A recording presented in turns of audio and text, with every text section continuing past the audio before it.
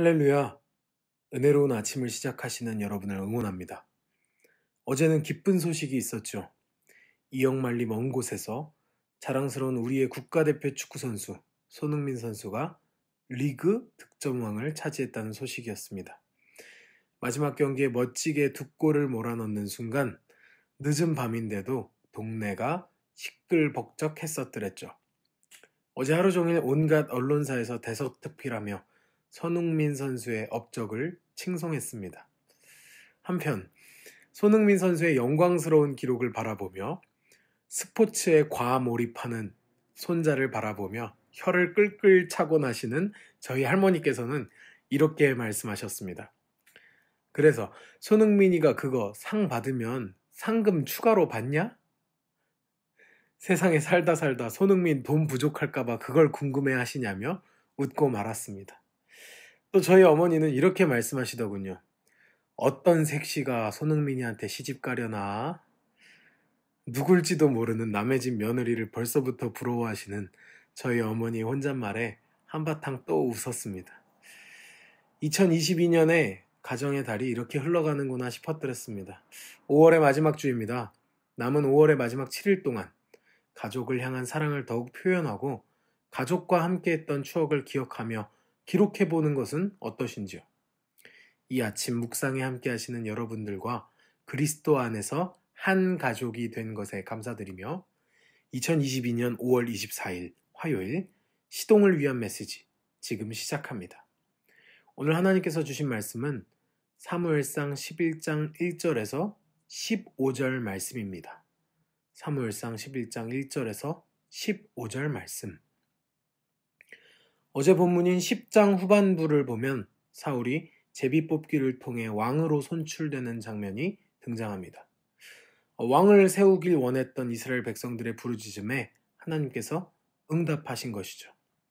그렇게 세워진 사울은 바로 왕으로 추대되어 권위를 확보할 수 있었을까요? 10장 27절 말씀입니다. 어떤 불량배는 이르되 어떻게 이 사람이 우리를 구원하겠느냐 하고 멸시하며 예물을 바치지 아니하였으나 그는 잠잠하였더라. 그렇습니다. 사울은 왕이 되었지만 왕으로서의 권위가 전혀 확보되지 않은 상태였습니다. 그때 하나님께서는 절묘하게 사울의 왕권이 세워지도록 역사하셨습니다. 도대체 어떤 일이 있었는지 오늘 말씀의 내용으로 들어가 보시죠. 이방민족 암몬은 예로부터 이스라엘의 길르앗 지역에 대한 소유권을 주장하고 있었습니다. 그렇기에 길르앗 지역에 머물던 므낫세 지파의 야베스 민족은 항상 위협에 노출되어 있었습니다. 결국 야베스 사람들은 암몬에게 화친을 요구하는 상황에 이르게 되었습니다. 야베스의 모든 사람이 암몬 왕 나하스에게 나아가 언약을 맺자고 말했습니다. 근데 사실 말로만 언약이지 실상은 앞으로 신하가 될 거니까 죽이지 달라고 간곡히 요청한 것이었습니다. 이에 암몬 왕 나하스가 어떻게 반응했을까요? 11장 2절 말씀입니다. 암몬 사람 나하스가 그들에게 이르되 내가 너희 오른 눈을 다 빼야 너희와 언약하리라. 내가 온 이스라엘을 이같이 모욕하리라. 다시 말해서 너희 스스로 각자의 오른쪽 눈을 파내면 언약하겠다라고 협박한 것입니다. 이는 아주 굴욕적인 처사였습니다. 심지어 더 나아가서 암몬은 야베스를 넘어 이스라엘 전체에 대한 조롱을 퍼붓고 있었던 것입니다. 야베스의 장로들은 이런 굴욕적인 언사를 전해 듣고는 나하스 왕에게 7일만 달라고 말합니다. 7일만 줘라. 내가 우리 야베스를 도와줄 구원병을 모아오겠다. 7일만 달라고 하는 이 요청마저도 정말 굴욕적인 순간이 아닐 수가 없습니다. 암몬 왕 나하스는 이스라엘의 전투 능력에 대해서 우습게 여기고 있었습니다. 그래서 흔쾌히 허락했습니다. 야베스의 전령들이 사울이 지내고 있던 기브아에 이 굴욕적인 소식을 전했습니다. 이 소식을 전해 들은 백성들은 소리 높여 울었습니다. 그때 오늘 이야기의 주인공 사울이 등장합니다. 11장 5절 말씀입니다. 마침 사울이 밭에서 소를 몰고 오다가 이르되 백성이 무슨 일로 우느냐 하니 그들이 야베스 사람의 말을 전하니라. 왕으로 뽑혔지만 전혀 왕으로서 권위를 세우고 있지 못하던 사울은 소를 몰고 다니고 있었습니다. 하지만 이 소식을 전해 들었을 때 하나님의 영이 사울에게 크게 임합니다. 11장 6절 말씀입니다. 사울이 이 말을 들을 때 하나님의 영에게 크게 감동되매 그의 노가 크게 일어나. 사울은 이스라엘 전역에 이 소식을 전하며 말합니다. 사울과 사무엘을 따르라. 사울이 왕으로서 군대를 소집하는 명령을 내린 것입니다. 11장 7절 하반절 말씀입니다. 여호와의 두려움이 백성에게 임하매 그들이 한 사람같이 나온지라. 이 당시 이스라엘은 사사시대의 연장 형태였기에 상설 군대가 형성되어 있지 않은 상태였습니다. 군대를 바로 소집하여서 전쟁에 나갈 수가 없는 상황이었던 거죠. 아마 그래서 더욱 암몬 왕 나하스가 이스라엘을 얕보았던 것 같습니다.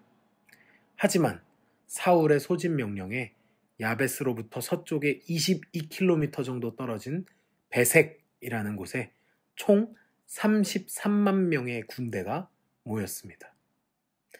야베스 사람들은 자신들을 자유롭게 할 이러한 구원의 소식을 전해 들었습니다. 그리고 암몬 사람들이 방심하도록 거짓 항복의 의사를 전달했습니다. 그 다음에 그날 새벽 사울은 33만 명의 부대를 이끌고 암몬 진영을 쳤습니다. 암몬 사람들은 혼비백산하여 뿔뿔이 흩어지고 말았습니다. 사울과 이스라엘군은 완벽하게 승리를 쟁취했고 야베스에 구원이 임하게 되었습니다. 성공적으로 전투를 마친 이스라엘 백성들은 흥분을 감추지 못했습니다. 승리를 이끈 사울을 향해 칭송의 소리를 아끼지 않았죠. 심지어 이런 이야기까지 하기 시작합니다. 11장 12절 말씀입니다. 백성이 사무엘에게 이르되 사울이 어찌 우리를 다스리겠느냐 한 자가 누구니이까 그들을 끌어내소서 우리가 죽이겠나이다. 사울 왕을 반대한 사람들은 보는 눈도 없습니다. 그들을 끌어내서 다 죽이는 것이 마땅합니다. 집단의 흥분 상태는 아주 순식간에 부도덕한 광기로 변모합니다. 하지만 사울은 끝까지 평정을 유지했습니다. 11장 13절 말씀입니다. 사울이 이르되 이날에는 사람을 죽이지 못하리니 여호와께서 오늘 이스라엘 중에 구원을 베푸셨음이라. 아멘. 사울은 흥분한 백성들을 달래며 자신을 거절한 이들에 대한 용서를 베풉니다. 그리고 백성 모두에게 분명히 전합니다. 오늘 이스라엘에 임한 구원은 내가 베푼 것이 아니라 여호와 하나님께서 베푸신 것이다. 사울은 백성들을 길갈로 모읍니다. 그리고 모든 백성이 모여 길갈에서 사울의 공식적인 즉위식을 거행합니다. 11장 15절 말씀입니다. 모든 백성이 길갈로 가서 거기서 여호와 앞에서 사울을 왕으로 삼고 길갈에서 여호와 앞에 화목제를 드리고 사울과 이스라엘 모든 사람이 거기서 크게 기뻐하니라. 사울은 이 모든 과정 가운데 사람 앞에서 행하지 아니하고 여호와 앞에 행했습니다. 사울이 왕으로 세워지기까지 정말 긴 시간이 필요했습니다. 사무엘이 기름 붓고 미스바에서 제비 뽑기로 선출되고 길갈에서 즉위식을 갖기까지 정말 많은 시간이 필요했죠. 하지만 이 모든 과정 가운데 하나님의 세밀한 간섭하심이 있으셨습니다. 올바른 권위를 세우기 위한 적절한 사건들을 예비하셨고 사울을 인도하셨습니다. 그리고 사울은 그 모든 과정 가운데 겸손함으로 여호와 앞에 바르게 행했습니다. 무엇보다 사울은 이 절호의 기회를 자신의 권위를 세우는 데에만 집중하지 않았습니다. 구원을 베푸신 하나님을 높이고 백성들이 이를 기억하도록 길갈에 모여 화목제로 하나님께 경배하며 영광 돌렸습니다. 이 묵상에 함께 하시는 그리스도 안에서 한 가족 된 여러분, 오늘 하루 하나님 앞에 화목제로 경배하는 날이 되시길 소망합니다. 나에게 일어나는 기쁜 일들의 결과를 나에게로만 영광 돌리지 말고 하나님께 경배드리는 하루가 됩시다. 또한 나에게 일어나는 힘들고 슬픈 일들의 내용을 한탄하지만 마시고 하나님께 맡겨드리는 하루가 됩시다. 왜냐하면 이 모든 일에 구원을 베푸시는 이는 오직 우리 여호와 하나님이시기 때문입니다. 오늘도 저와 여러분이 승리의 하나님, 구원의 하나님과 동행하는 예배하는 하루 되길 소망합니다. 기도하겠습니다. 사랑의 하나님 감사합니다. 구원을 베푸시는 하나님께서 우리와 동행하시는 은혜에 감사드립니다. 때론 힘들고 어렵지만 그때에도 우리에게 구원을 베푸시는 분은 오직 우리 여호와 하나님 뿐이십니다. 겸손한 마음으로 순종하며 오직 하나님께 예배하는 삶을 살아가게 하시고 오늘도 그 은혜 아래에 거하게 하소서. 예수님의 이름으로 기도합니다. 아멘.